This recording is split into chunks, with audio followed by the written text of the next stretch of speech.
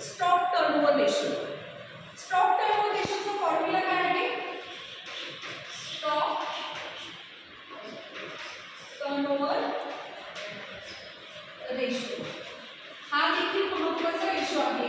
बिझनेसमध्ये असलेल्या स्टॉकचा टर्नओव्हर कशा पद्धतीने होतो, वर्षभराचा ओव्हरऑल जर एक काय म्हणतात त्याला पूर्ण जर एक लूक दिला तर साधारण हा रेशो किती आहे हे बघण्यासाठी हा स्टॉक टर्नओव्हर रेशो आपल्याला काढायचा आहे. तर स्टॉक टर्नओव्हर रेशोचा फॉर्म्युला आहे cost of goods sold. Cost of goods sold divided by average stock. आता तुम्ही म्हणाल की या कोणीही गोष्टी आपल्याला क्वेश्चनमध्ये दिसत नाही, जे काही आपल्याला त्यांनी इन्फॉर्मेशन दिलेली आहे त्यामध्ये या दोन्ही गोष्टी नाही, बरोबर आहे? पण या मग आपल्याला मिळवायचे, शोधायचे. त्या कशा? कॉस्ट ऑफ गुड्स सोल्ड या शब्दाचा अर्थ काय? जो काही माल आपण सेल केलेला आहे त्याची कॉस्ट.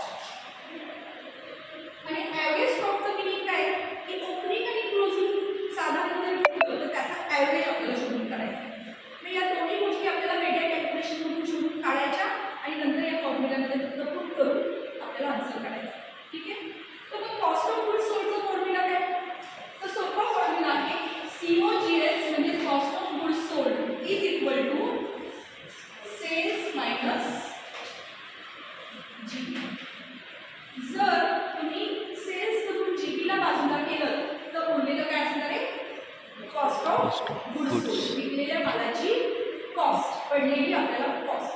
तर मग आता सेल किती आपला? किती होतं सेल आपला? 1 lakh मायनस ग्रॉस प्रॉफिट किती आपला? 50,000. याचा अर्थ आपल्याला मिळालेला आहे कॉस्ट ऑफ गुड्स सोल्ड किती मिळालं? 50,000. बरोबर? आणि ॲव्हरेज स्टॉक कसा काढणार? तर opening stock plus closing stock divided by काय घेतो आपण? ॲव्हरेज काढताना ऑलवेज जर दोन फिगर्स असतील तर डिवायडेड बाय 2. जितक्या फिगर्स आहेत तितका नंबर आपण डिवाइड करण्यासाठी. ओपनिंग स्टॉक ट्रेडिंगला जर तुम्ही गेलात तर ट्रेडिंगमध्ये तुम्हाला ओपनिंग स्टॉक दिसतोय तो किती आहे? 10,000 आणि closing stock 15,000 15,000. 10,000 10,000 plus 15,000 divided by किती करायचं आपल्याला? 2. म्हणजे आन्सर मिळेल साधारण या दोन्हीच्या मध्ये एक फंक्शनमध्ये किती मिळणार आन्सर? 12,500. आपल्याला दोन्ही फिगर्स मिळाल्या बघा, म्हणजे कॉस्ट ऑफ गुड्स सोल्डची फिगर पण मिळाली आणि ॲव्हरेज स्टॉक पण मिळाला. म्हणजे आता या फॉर्म्युलाचा वापर करून आपण स्टॉक टर्नओव्हर रेशोचा आन्सर मिळवू शकतो. कॉस्ट ऑफ गुड्स सोल्ड किती मिळालं होतं आपल्याला? 50,000 आणि ॲव्हरेज स्टॉक मिळाला 12,500. आन्सर काय आलं? कॅल्क्युलेशन जर केलं तर काय मिळणार आन्सर? किती आन्सर मिळेल? 4. काय कॅल्क्युलेट? 50,000 divided by 12,500.